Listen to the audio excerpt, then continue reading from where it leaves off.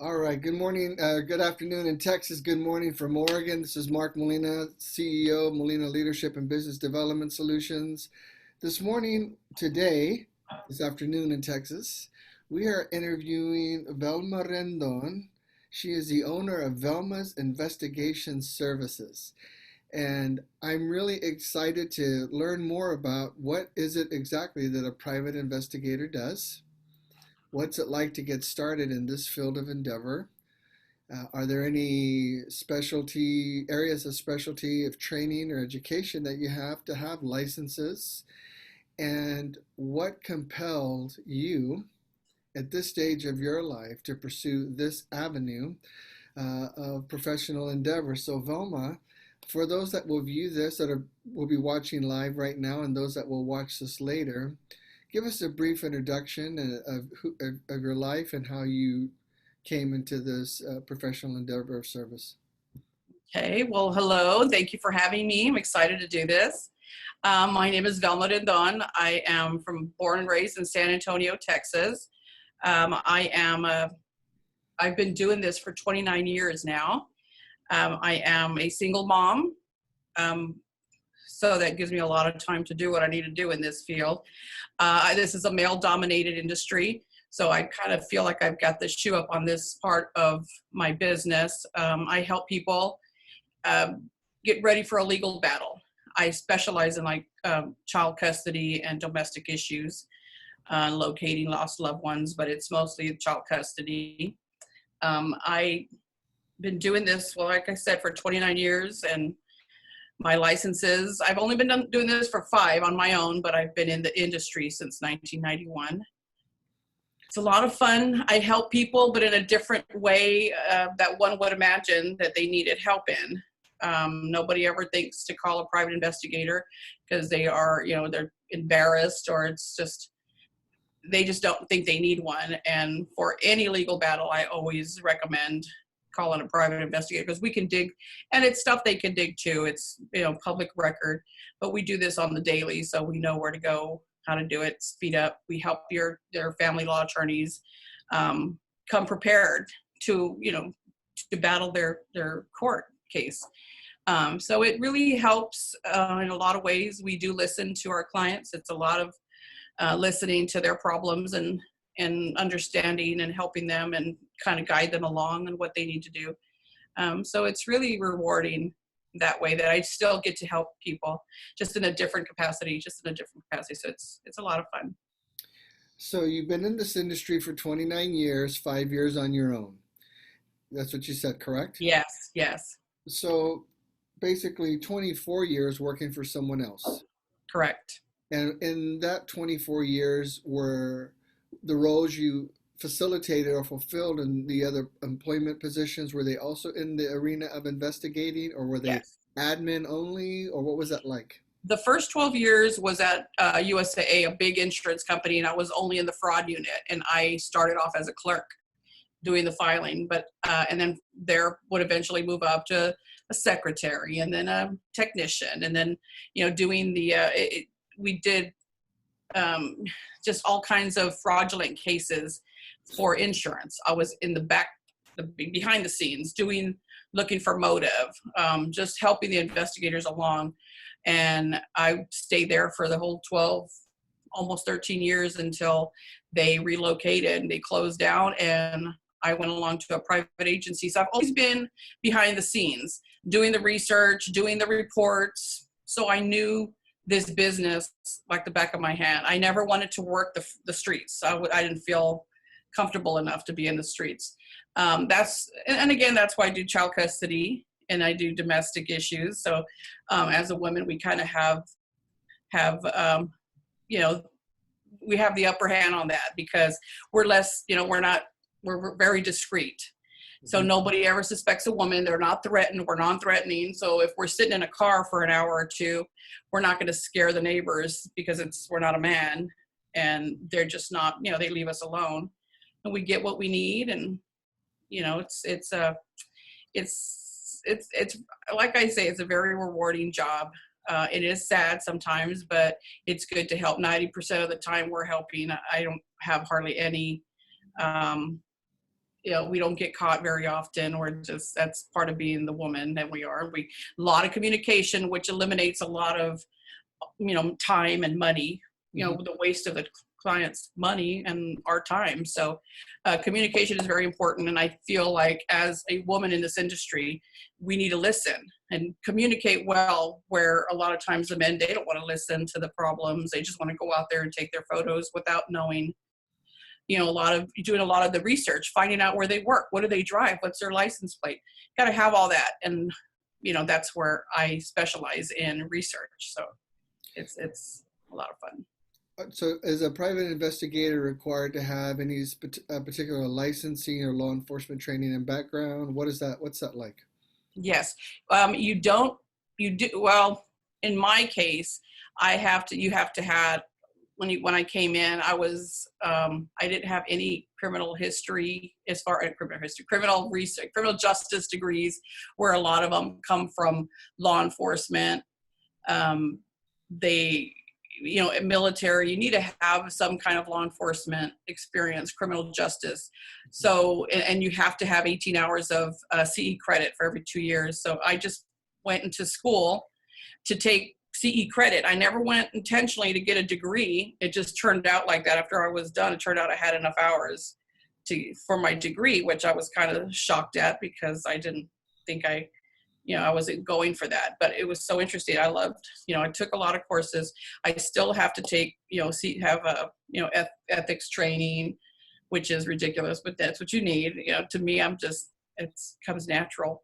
But we have to keep up our CE certifications. We are licensed through the state of Texas, through the Texas Department of Public Safety. And we have to, we're insured. I'm insured and bonded. We all have to be in order to work. And most of my investigators I get, they are interns. So they have to be licensed under a private investigator agency for 3 years. Then they can go out and have their own agency, which I always encourage. Go do your own business, find your specialty. I work well with, I've been in the business for almost 30 years. So I work well with a lot of my other investigative agencies. So, and they may specialize in defense, which I do some defense. I don't really like it, because it's just a lot, it's a lot of, I just don't do defense very well, but I do keep several cases because I am on the list with the Bexar County. So I do have some that I do where they need a Hispanic woman to take care of some, children's rape cases and stuff. They need a woman. So I will do that. But everybody's got their own niche. Insurance, they do insurance, workers' comp cases. So I take care of the child custody so it's good. I've kind of got my name out. It's been out there for many years. I didn't want to name my business under my name, but people have known me for many years working at two other agencies. And, they know that I was the one that worked with, I'm the one that worked with the client. So they were familiar with Velma. So I had to kind of keep that name out there, but it is what it is. Yeah. So your degree, you found out you had enough hours, so that was just enough for an associate's, or? Associates. And I can probably get the bachelor's. I just didn't want to do the math and the PE, but I still, that wasn't a big thing for me. I was never a good student. I was not, I did go to college right out of high school, but I did it not for the wrong reasons, and went and got married early, and was married 23 years with 3 kids, and I'm a grandma. So this worked out perfect. Yeah. So you mentioned earlier, a role that you fulfill for USAA was a technician for the investigators. What's that? What do they do? It's a nice word for file clerk. I was 23 years old. My husband at the time was working there, so it was easier for me. And I had 2 small babies. So it worked out. We would drive together to work. So I started off in the fraud unit, doing all their simple, they're running around, they're filing, moved up to typing reports, doing all their insurance reports, looking for it. And it was very interesting because it was nothing but insurance fraud, investigating that until I got to the point where I would, deal with the law enforcement agencies outside and assigning work out to private investigators. So when I left USA, I already had my foot in with other agencies because I used to send them work from, agencies all over South Texas, really. So people knew me from USAA. Oh yeah, you gave me a job. We used to, when I needed a case in Laredo done, I would follow up. So I kind of had my name out there already as far as the girl from USAA in the fraud unit. So Mhm. it worked out well. Years ago, I was 18, I think. I was working at a company before I joined the Army, working for this company, and I had an accident on the job and broke my collarbone. And I remember they sent someone from the insurance company to question me, and they recorded it. And I didn't really understand what any of that meant or why they came out there. I mean, I didn't have anything to hide. I let him in the house. He told him the story. He recorded it and found that I hadn't done anything wrong.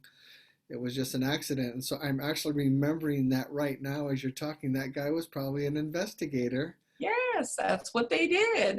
And that was through, and they still do that. We still follow people around. Well, I don't do workers' comp cases, but there are people that's what they specialize in. Mhm. People slip in Walmart and they're claiming they can't work or whatever. So we have to literally follow them around. But you can't just follow them one time because they may have a good day, their medication's kicked in. So we have to, it's a process, and we have to follow. It's like a pattern of habit we got to catch at Mhm. least a week's worth. So it's Well, interesting. let's talk a little bit about what you do. I'm looking at your sign behind you, so it's generating some questions for me. You know, divorce. More than 50% of marriages are ending in divorce these days. It's just what's happening. That's not an indictment against anyone. Yeah. I would like to ask you a question regarding that. If you had, say, 1,000 people in a room right now, and they reflected couples that had children that were that are have initiated down the divorce process, what counsel would you give them to be wise, to be smart? Because divorces, they're hard, they're emotional, they're draining. Some people go out to hurt the other one. Some people can do it amicably. What would you say, just out of now that with what you've seen, the patterns that you've seen, the pain that you've seen in people, what would you say to this 1,000 people sitting in this room about to go down that road of divorce? What would you say to them about the things not to do? Oh, not to do? You're a private investigator. So this is a Don't go tell them. conversation. They go and tell them that they hired a private eye. Well, what That's I the mean first is, thing you if you could help somebody, be smart. If you can help somebody save a lot of the ones they love from a lot of pain, what would you say to them with what you know to be true from the cases that you've done? Well, shoot, there's a lot, but I'll give you an example of one I'm doing right now.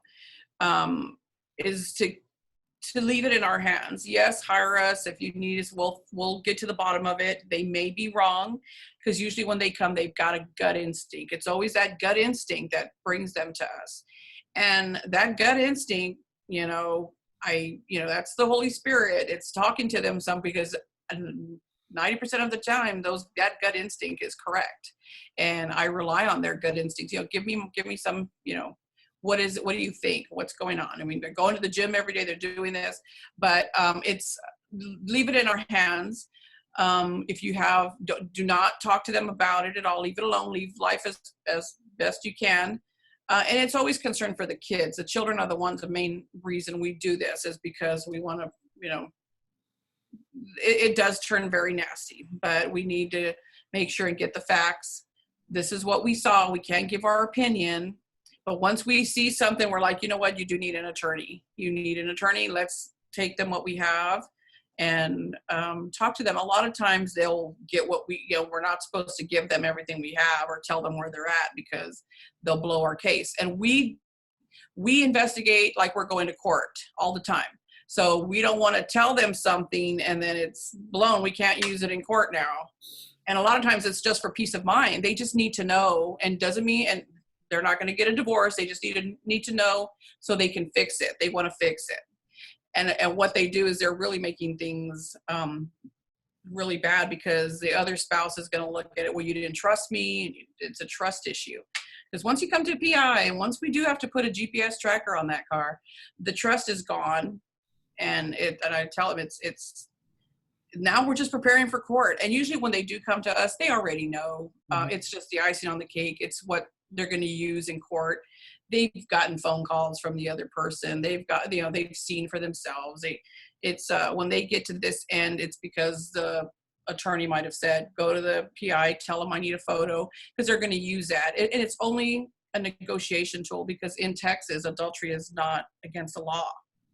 So it's 50-50 no matter what, whether you were cheating or not. But with a photo of another spouse, that turns into a great negotiation tool, where I got this and I got a whole lot more. So you're going to give me this much. I'm going to get the kids. And it's just how they negotiate. It's with what we get, because there are still some states that I do work for that you can, it is against the law for adultery. Luckily, San Antonio is a big military town, so a lot of their wives are still out in the other states, and they can file. It's a crazy business, but it's one that is needed for leeway. It's just like the ball's in your court. What do you want to do? You can keep the house, you can keep your retirement.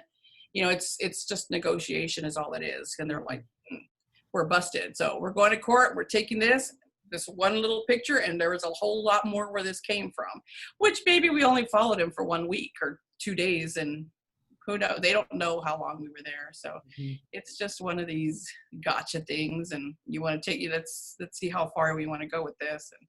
And sometimes it's nothing, and sometimes it's just the gaslighting. The people, they're just telling them you're crazy, because sometimes they are. They've been cheated on before by this person, and they can't get over the fact that it's going to happen again, and they just can't. They're never going to let it go, and they need me to bring them peace of mind, because otherwise, they're going to medicate themselves to death. It gets them sick. So we help them that way, and we're just another set of eyes to get out there and bring them some peace of mind. How do you manage personally how do you manage as a professional on a personal level, the things you have to hear and see and take photos of and put in reports? I mean, there's got to be some secondhand trauma. Yeah, it was for a while, because I carried my heart on my sleeve with all of my clients, and that was the hard part from separating. So I did have to hire a business coach like a year and a half ago, and he's very spiritual. He's really brought he a lot of prayer, and he's really helped me as far as coaching me and getting my separating things. And my business is just really everything is just falling into place now. I've learned how to separate it, because I do have my father I take care of. I take care of an 82-year-old man, and I have my grandkids, and I've got a boyfriend that I've had for 10 years. I don't know how he hangs around still, but everybody. And with my schedule, sometimes I have to leave at 1 or 2 in the morning. Now it's got to the point where I've got private investigators to do that for me, and because I had a trust issue, I didn't trust investigators to do the work that I did, because I felt nobody can do what I do. But it with a business coach, it really helped me trust people. Because when I was married, not that my husband he was great. We were married 23 years, never cheated, but we had a business also, and it didn't do real well because of taxes. So I was always afraid someone's going to come and take away. We couldn't trust, because of trust. We had some problems with employees. So I never wanted an employee. I wanted to do everything myself. So that really helped as far as getting an accountant, getting private investigators, getting people to help me, and just to trust people. And business is doing really well, but I always give all the glory to God, of course, because of he's helped me just leave it to God, because I was like that at the pandemic. I was like, oh my God, my business, no, I'm not going to do that. You know, I'm not going to worry about the economy, the recession. I'm just, you know, God decides how much I'm going to make, what's going to go on. And, you know, I had foot surgery in December, and I had to learn, that's where I had to learn to trust a lot of my investigators, and they did great. The business ran perfectly. You know, I still made my quota for the year. It was great. So it was a lot of trust, but I think it took a business coach to help me in my head. You know, and I guess he's like my counselor. I've never had a counselor. I didn't think I needed a business coach. I read his book actually, and that's how I said, you know what I do? I need to reach out to him, and he's local, and it worked out real good. So shout out to my business coach. Yeah, So, yeah, yeah. I didn't mean to go That's good to hear. I think we all need coaches, there. mentors, We do. uh, continue that course of personal and professional development because that's a big key to life. Mhm. Now, behind you, I see skip trace locate. What is that? That's finding people when you got to, like, I get a lot of calls from moms and dads who haven't collected child support in years. They don't know where you know, people are hiding. They don't want to pay child support. They're going to, you know, go wherever they need to. But I can find just about anybody in the country. It's a nationwide database. I've got some of the best databases that there are. We can just find anybody. Skip Trace is people that need to be served. I can find them. Um, we got a new database. It's for fighting vehicles. If I can't find a person, they'll go live with their girlfriend. I find out what they drive, type in that license plate, and all these little cameras you see around the country, the Google cars, they're picking that up, and it all goes in a database. And I can lock into that, and it'll tell me, well, last week this vehicle, the last seven times in the last 30 days, it's at this residence, or it's at the mall, or it was here. It'll tell me where it's at. Or the toll booths. We don't have toll in San Antonio, but it'll tell me how many times it's passing through a toll, so I know to have an investigator post it out there. They can follow them from that. You know, it's just a lot of patterns that we got to follow. But I love that vehicle sighting. It's awesome. It's saved people that are hiding. They'll live with their girlfriend or their boyfriend, and how did you find me? My database. These little satellites up in the sky everywhere. It's crazy. It's, if you knew what is out there, Wi-Fi. I tell everybody, change your password all the time, because your Wi-Fi, people can get into it and listen to what you're saying. Our cell phones, turn off your Bluetooth if you're not using it, because we put little gadgets in little kids' backpacks and stuff. And as long as there's a Bluetooth, we can follow when the kids go with their parents or the other parent, the other moms want to know where they're at, and they've got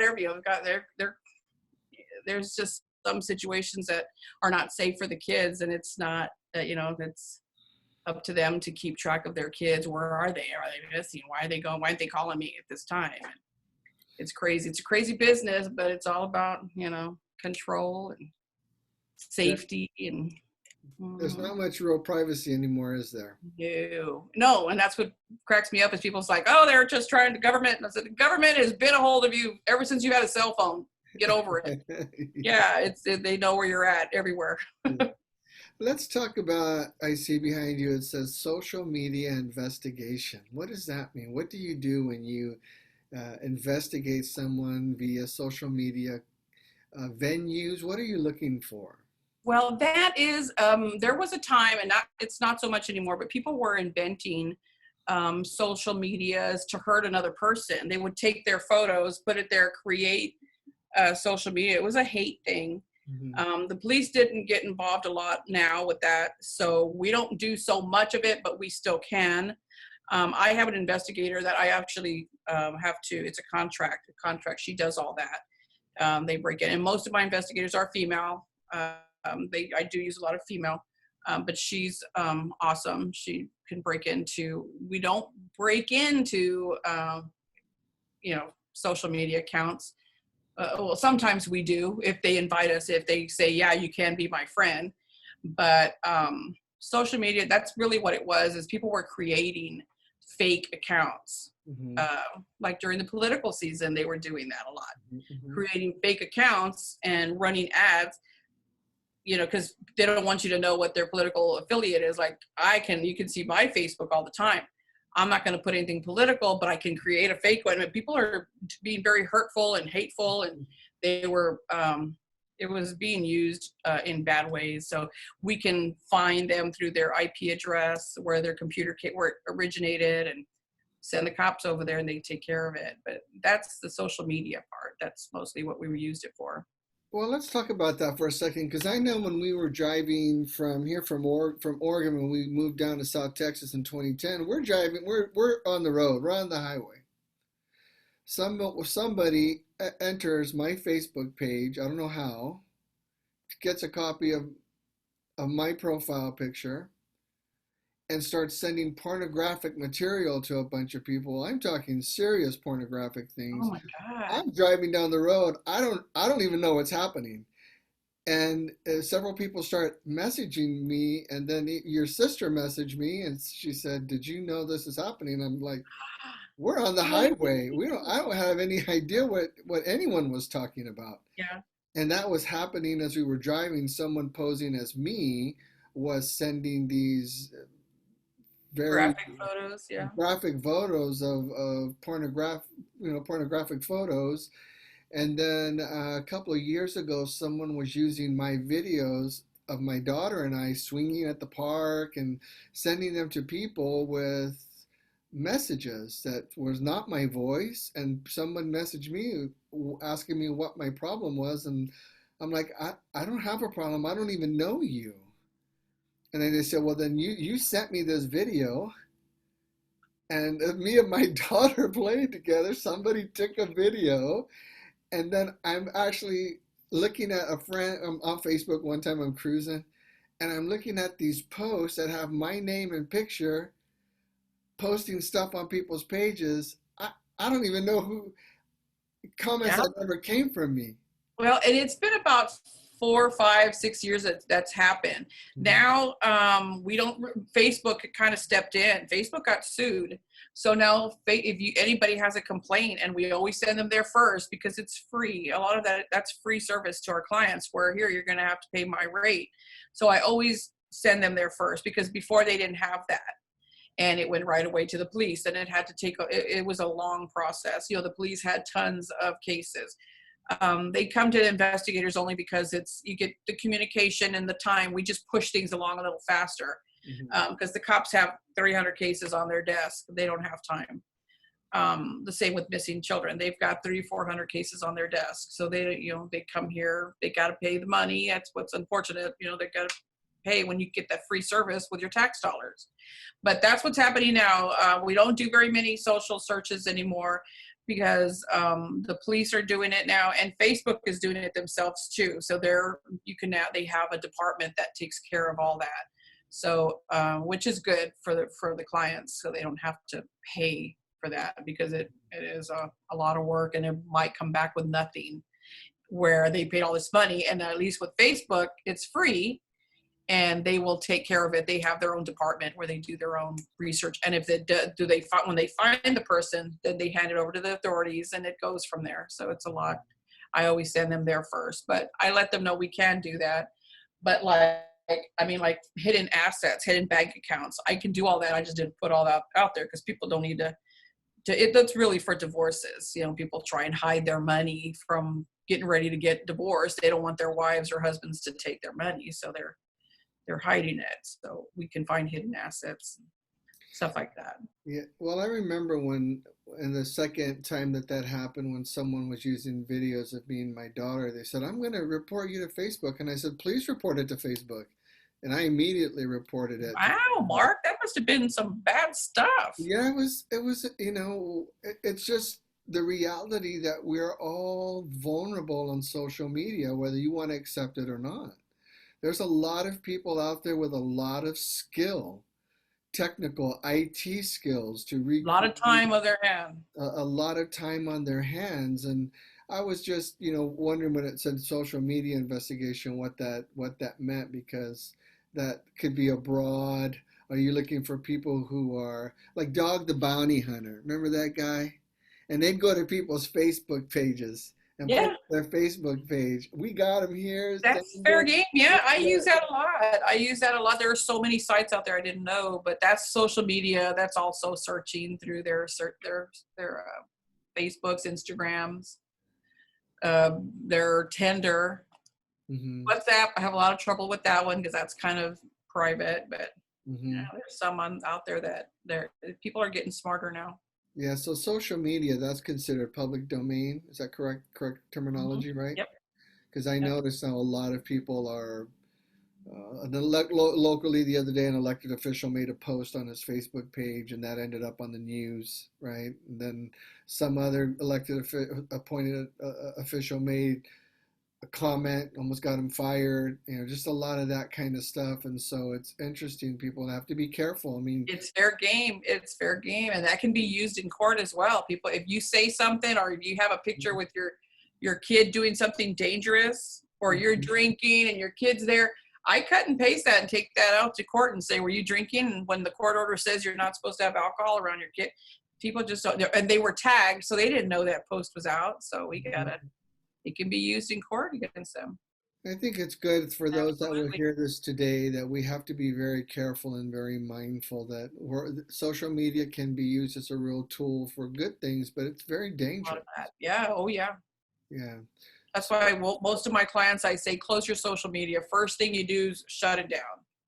Shut it down. If you're going through a divorce, any child custody case, just shut it down. Because even though to you it's innocent, the other side's going to turn it around. They will turn it around. I mean, I have to watch when I'm typing my reports, and that's where I've got the shoe up on this. I know because I've been typing reports for so long, and they've been used in court.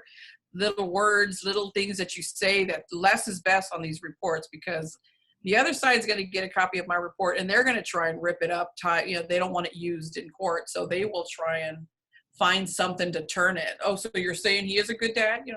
That's not my opinion, but you have to really watch what's out there to be, just because they will turn it on you. Yeah, and a Just lot shut of it people, down. yeah, and things can be misunderstood, misconstrued, unintentionally or intentionally. Right. I went to a human resource training a couple of years ago, maybe a year ago now, and they recommended if you're a business owner or you're a manager in a business, shut your Facebook page down. If you have social I media, have it shut it separate. down. Yeah. Shut it Mhm. down.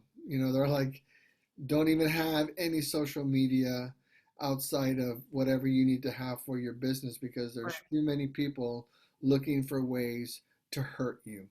Hmm. So I Exactly. was, I'm sorry.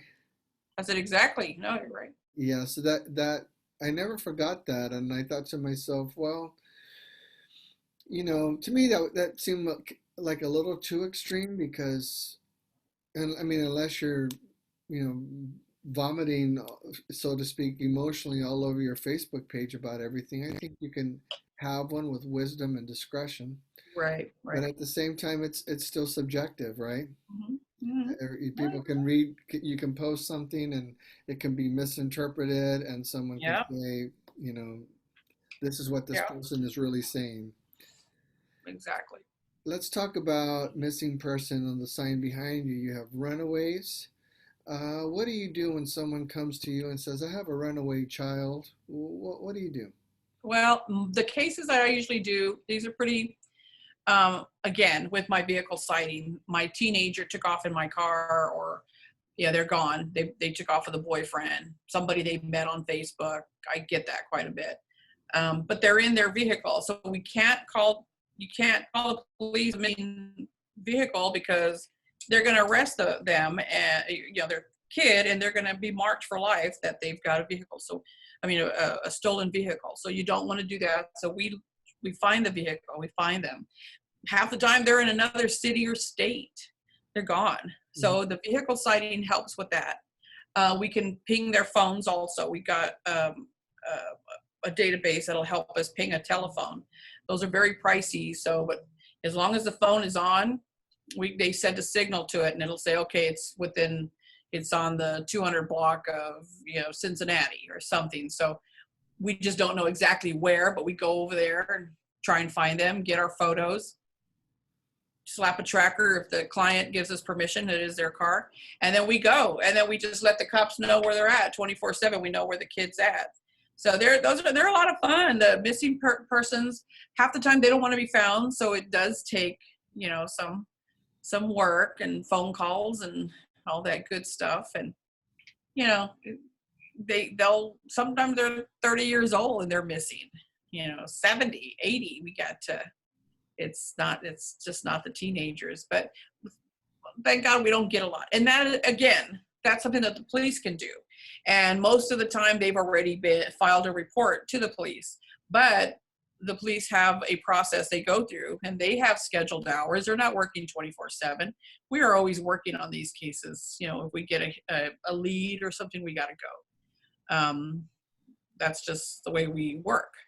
So, or I do. We've always been like that, but we don't shut off from 8 to 5 like law enforcement, even though their tax dollars are paying for that again. So I tell them, you can go get your free service. That's what you pay for with your tax dollars, or you're going to have to come to a private investigator, which we'll do the same thing and then just get it all ready. And then we'll call the cops. Here you go. Here's their address. We make their job easier as well.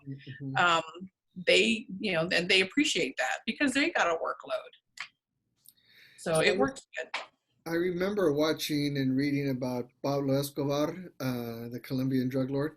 Mm-hmm. They found him by pinging his phone. Even though they were changing cell phones, they got to the vicinity he was at. And that was the same thing with Osama bin Laden. Even though they were switching phones out, they got close enough, and then through habit, through observation, they were deductive reasoning. They were able to make these conclusions about this is really him and this is where he's at. Yeah. So now that's something we can't do. That's totally against the law as far as with the cell phones. We have to pay an agency who they have their broadcasters. They can do, I don't know what kind of radio frequency. We have to pay them to do it. So they can do it.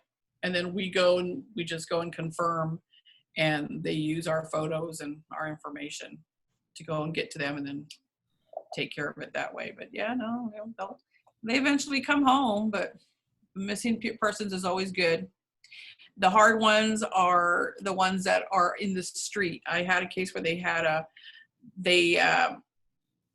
this guy they were looking for. He was from Nigeria. He had been missing for years, and the parents died, and in their country, they couldn't bury their loved one until the eldest son. They've got traditions. So I looked for 3 months for this guy, and finally I said, I'm going to the homeless shelter, and they protect them there. We got a great homeless shelter here in San Antonio, the Haven for Hope. So I left them the business card. I said, if this guy is here, I hit up all the homeless shelters, have him call me. So he called, and that was like the greatest thing ever because, you know, we were able to find him. They flew down, got him. He was like an heir. He was the oldest. So he was like a prince or something to me. I mean, they found him. He lost his mind because his wife died of cancer. They took his kids away.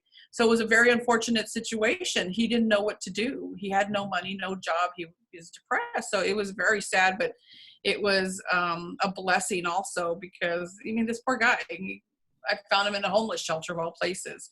Mm-hmm. And he didn't know who to contact. He didn't know how to get a hold of his family in Nigeria.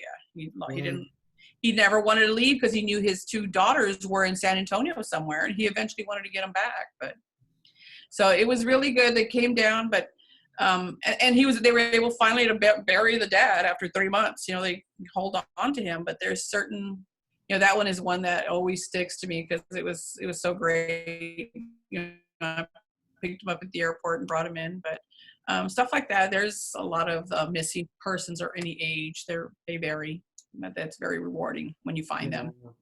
Now, do you ever have any employers contact you? I know there's a lot of employers now that have private investigators, and they do a research on someone before they hire them. Do you do anything like that? Mm-hmm. Yeah, it's complete. They'll do, well, the ones I do are too extensive. They bring stuff up. They don't really need to know all that. I do get some employers if they're going to be driving, they want to see, do they have DWIs? It kind of goes into the criminal history as well. So mine are a little extensive. That gives you, like people will call me and say, can you check my background? I had paid to have something expunged and I want to see if it's on there because I'm not getting hired. And usually they're supposed to take that off, but for some reason they stay on because I can pull up history from, 1998, which it's not supposed to be on there. I think it goes away. Well, for us, it stays on forever. Ours is just very extensive, but it gives them all their assets. My reports will give their cars, every car they've ever owned, anything that social has ever been used for. So all the homes that they lived in since 18 years old and over. That's how that works. I remember now that you say that because um, when I've either applied for a home loan a couple of times because we've purchased a couple of homes together, and then I had to do a couple of background checks, and they pulled up my addresses from when I was in the military. And I'm like, I can't even remember. People, they Yeah. would ask me, was this Right. your address in Fort Sam Houston? Was this your address at Fort Lewis, Yes. Washington? Was Yeah. this your address in Crazy. Governor, New York? I'm like, I don't remember. It's been too many years. But now I understand It's how when they. they come. Yeah, these are very extensive. So I always tell everybody, go to, the city of San Antonio at the police department. You could get a background check for $10. Mhm. And it's just like the last 3-5 years or something like that. Minor all the way until they're 18. It goes all the way back, and it's speeding tickets and from when they were 18, driving without a license, stuff that doesn't matter. But but then again, if you got arrested, I'm going to have your mugshot right there. So they're very extensive. So that's just, and they're like 195 as opposed to paying $10.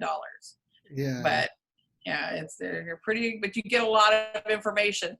Why somebody needs that, I don't know. That's just a lot of info. yeah. But So on your sign, I see GPS tracking rental. Let's talk about that a little bit. What do you use GPS for, and how do you manage to? oh my God, that is like, well, since I specialize in the domestic, they're still married. So through a GPS tracking devices, I had one on my desk. I wish I had it here so I'll show you. It's a little magnetic box that kind of sticks underneath the car. I have to have written permission from the owner of the car. In Texas, this is a community property state. So anything that the husband owns is the wife. So she signs it or he signs it. And I get permission to put it on or let them put it on. And this thing is 24/7 monitoring everywhere they're at. Where are they going? Because we've got some that my husband doesn't get home till 3 in the morning, and he says he's going to be here or there. Hold on, I keep getting that thing pop up, but those things are awesome. That saves my clients so much money because we don't have to sit 4 hours waiting for him, and he doesn't show up. We don't know where he is. They're paying a whole lot less for like a week of tracking, and we just follow a pattern. Like he gets off of work at 5, he's going to the gym until 6, he picks up something to eat. Men park in the same place at the gym every day. They drive the same route to work they're just creatures of habit. Women are not. Women move all over the place. They park different places, but men are so easy to follow because they don't change it up. They don't change it up. So we can just take the tracker off after that. We know exactly what time he's leaving work, where's he going. So it helps us if they go to a certain house, and then we'll go take pictures, wait, we know what time he's got to go home. We'll be there. It eliminates our time from having to sit there and wait. And all of this can be used in court because it is the client's car, and it's just going to prove that we're not lying. All of our photos have date time stamps, so we can't manipulate anything. Mhm. And the GPS is just a backup. It tells us exactly where he was, or he spent the night at this place. Here's the GPS tracker tells us he did. We went to verify, got photos. There he is. So it's a backup, and it's actually one of my main resources that I rent the most. I started off with like 2 trackers. I think I'm up to 12 now. Because they're in, people need them, or they fall off, or I lose them. They find them because they go and tell their spouse, don't tell them. I know you were at Chili's last night with that woman. Wait till I'm done. Because they get so, it's hard to control their emotions. So we try and wait till we're done to bring everything to their attention. And this is what we got. Mm-hmm. Now you do with it what you may. We can recommend you an attorney, or you even, do with it what you want. So. Has anyone ever threatened or tried to sue you for information you found out? Is that ever a concern? I've never been threatened with any lawsuit. I've never, it's my job. In court, whenever I have to testify, and I hardly ever do, I get called in to be witness. But once the other side sees me and they get my report, they're like, oh, we've got a PI ready to come in and on the witness stand. Oh, can we talk? Can we have another little, let's discuss this. So they settle out of court, even though I'm already sitting out there waiting. I have had times to go up there and testify. But it's, and that time is, the reason I say that is because when I finished, I get to leave and I'm at the elevator. Well, here comes the other attorney. And I'm like, oh my God, he's running down the hall. What does he want with me? He's going to want to, get upset with me or something. No, he asked for my business card so he can he loved my report and wanted to, but that's the only time I've ever been, I felt threatened. I was like, oh no, because I don't want them to see me is the thing, is I don't want to be seen. I try not, like on my business Facebook, I don't really put pictures of me too much because I don't want to be seen. Yeah. I don't want my pictures out there everywhere, because if I'm on a case, they're going to go, oh, that's FBI. No. You don't park out in front of the house in a big white Buick that says Velma's investigation. Yeah, with a big light on my window out here. God. What are a couple of dangerous situations? Have you had any you felt? I hardly ever. I don't carry a gun. I'm not CHL certified. I'm not a gun. I don't know how to use them. If I had one, I'd probably use it on I'd have them use it on me. But I had to go, and this is crazy because I had to go to a case to help out another PI in Laredo. And on my way down, it was 11 o'clock at night. And on my way down there, I started falling asleep. I was tired, but I had to get there. But anyway, I pulled over for just 20 minutes at a truck stop with everybody's little lights on, the big old 18-wheelers. So I pull in there and sleep for 20 minutes. But when I woke up, it was, 5 hours later. Well, my car's dead. And I'm like, great, I can't get a jump with all these truckers. And the story is just crazy how it turns out, because it's right 60 miles outside Laredo. A regular truck pulls up and I'm like, great, let me go get a jump. Well, little did I know that these guys, they had a car in tow with some other guys were, I was going to go over there. They went over to the table and it was starting to be daylight now. And they were doing some illegal activities there. And I'm like, oh my God, I ran back to the car and my car won't start. And I'm like, they saw that I saw them. And, it's one of those situations where I'm like, man, I wish I had something in case they came up to me. But thank God, a lot of my car started out of nowhere and took off. But, I had called the cops and everything. But no, that was and it's actually a funny story. It's way worse, but I'm not going to go there. But, it was, that was the only time I ever, because now I send men to Laredo to do the cases. I'm like, I'm not doing, my daughter was in college at the time in Laredo. So that always gave me an excuse to go do work over there. I never realized Laredo is a small, tiny little town. Mm-hmm. Everybody knows everybody. So you can't really get an investigator over there to do their infidelity or child custody because the whole town wouldn't know. It's like New Braunfels, maybe. Yeah. I do a lot of work in New Braunfels because they don't want the PIs to know their family. It's confidentiality. People talk. So that's really. Yeah, that's I can imagine that. So that's kind of a broad range, geographic range now, but you could do cases all over the U.S., you said. Just Texas. I'm only licensed in Texas. Oh, okay. So I only do Texas. Then like with any other area that's licensed, it's specific to a geographical region. Right, in Texas. Yeah, I do belong to, I'm also a member of the Texas Association of Licensed Investigators. So if I need an investigator in Midland, I get on my little membership thing and have a PI go, and they take care of it for there. They, they take care of me through the whole state. Mm-hmm. And as they do, they'll call me and give me business that way. So that's good to have as well. I really like that. Now, I was thinking a lot earlier about what it must have been like for you as a woman to break into this field, because I know it's male dominated. Let's talk about that for a couple of minutes. What that was like for you, what you felt like, if you felt like it took you longer, or were you, because of your history, because of your experience, you felt like it was easier for you to enter that trade? Well, it was easier for me only because coming out of USAA, a lot of these agencies knew who I was.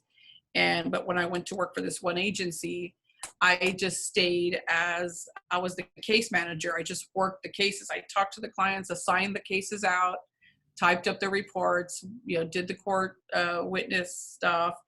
But I did it for so long. It was like 20 some odd years behind the scenes that when it came time to go out into the field, these guys were still looking at me as, oh, she's the case manager, she's a secretary.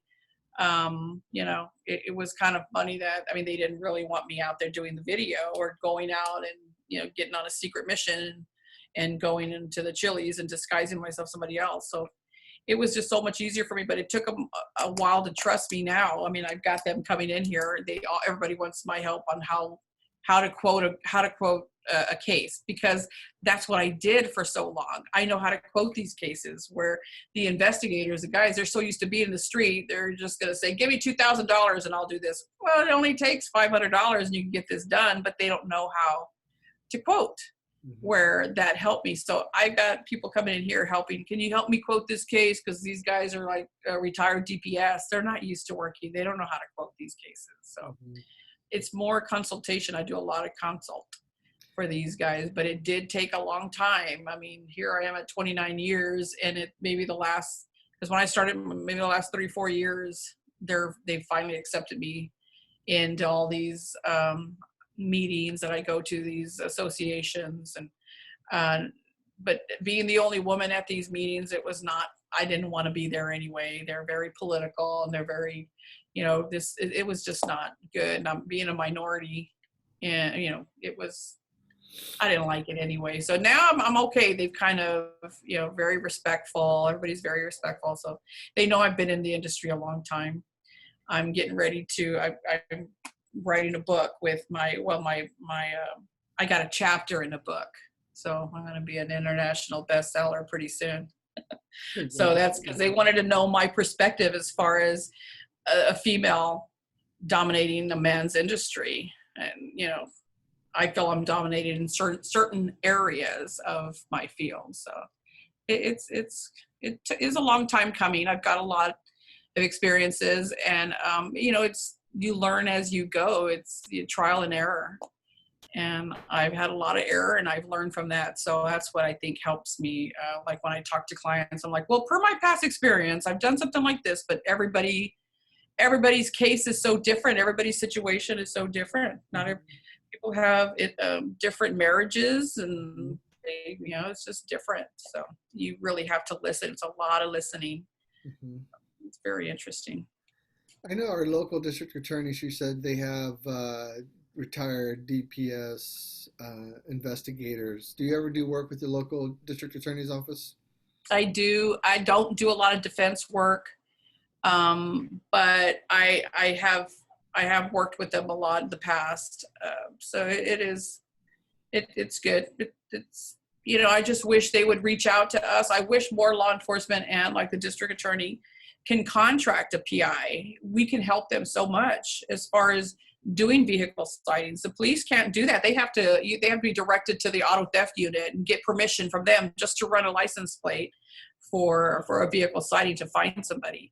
Mm-hmm. So the police are telling their clients, contact a PI, they'll do it. But if we worked with the police, we would eliminate a lot of their headaches, their case log. The same with the district attorney. I'm getting cases from a lot of people that are in prison right now. They need help. I'm getting letters all the time.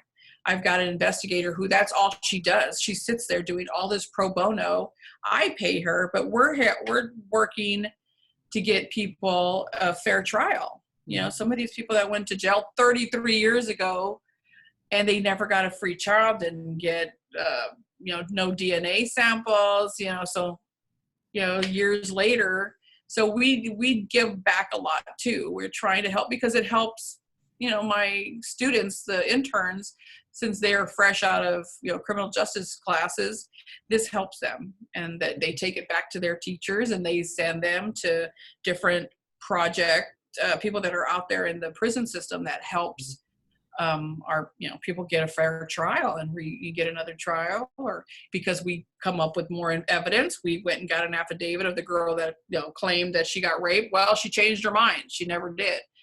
But there's things that happen 30 years later, so it's a lot of work. But that case we do work with the district attorney's office for that, with our prison clients. Well, it's time it's about an hour now. If I wanted to just ask you real quick, Velma, if someone was trying to decide if they needed a PI for some kind of case, how is it simply that someone coming in and saying, I want to hire you for this or this? Or is there a rationale process that you try to help them talk through? Right. They're always intimidated when they first call because they don't know. I don't even know if I need a PI. I've never done this before. It's the same thing. Nobody's ever hired a PI, hardly ever. Mm-hmm. So I totally understand. So I always say, call me. Well, I offer a free hours consultation if they want to come in. They can come to my office. We can meet at a Starbucks. We can do it over the phone. And on my website, I have a contact page they can send me. And we'll talk about it, and I'll tell them maybe they don't need a PI. And I can direct them what you need is this, or you need an attorney, or you need, they may not need, everything. They need help. They just don't know where to go, what the direction. And I can send them to the right send them in the right direction, or I can help them. Sometimes, like this one guy didn't really know what was going on. This girl says she's pregnant. She says it's mine. I haven't seen, a couple of twitches here on the computer.